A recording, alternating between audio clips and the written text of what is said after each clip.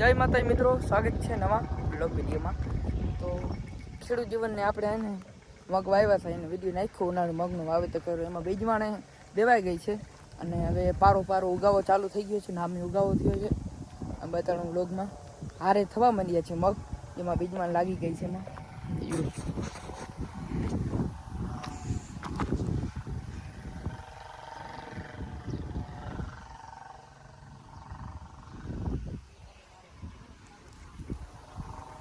જે આપણે હારે થવા માંડ્યા છે,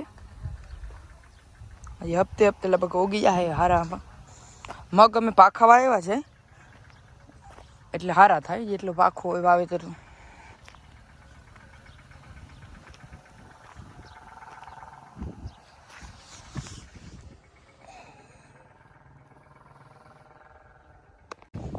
પાંચ વીઘાનો મગ છે.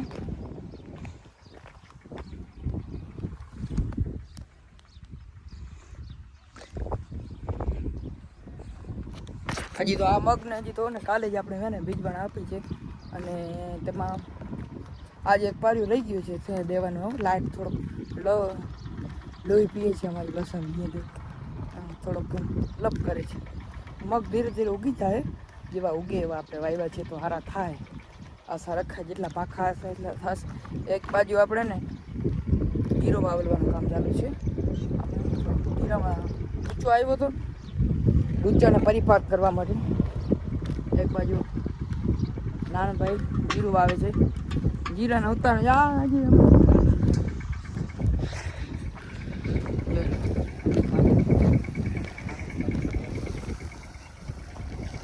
વાવલવાનું કામ ચાલુ છે.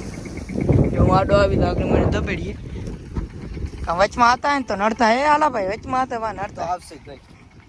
ये क्या है? તમે મારી ઇજ્જતમાં હાથ નહીં. क्या क्या कहना क्या चाह रहे हैं भाई आप? બાકાજી કી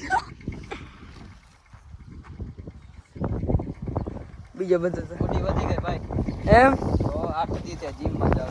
હા તો એટલે ફાટી ગયો લાગે આમ કરવા.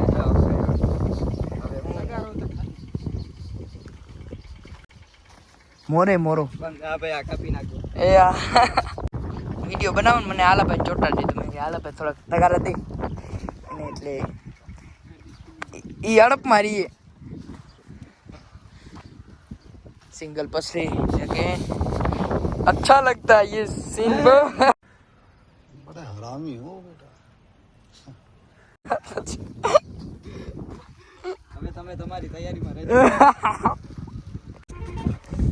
મગ વાવેતર કરી લીધું, પણ હજી આપણે ઘઉં હાર્વેસ્ટિંગ કરવાના બાકી છે અને આપણે ગુંદરી 7 વીઘાની ઊભી છે, એનો કોઈ ડેઢ જણી થતો નથી.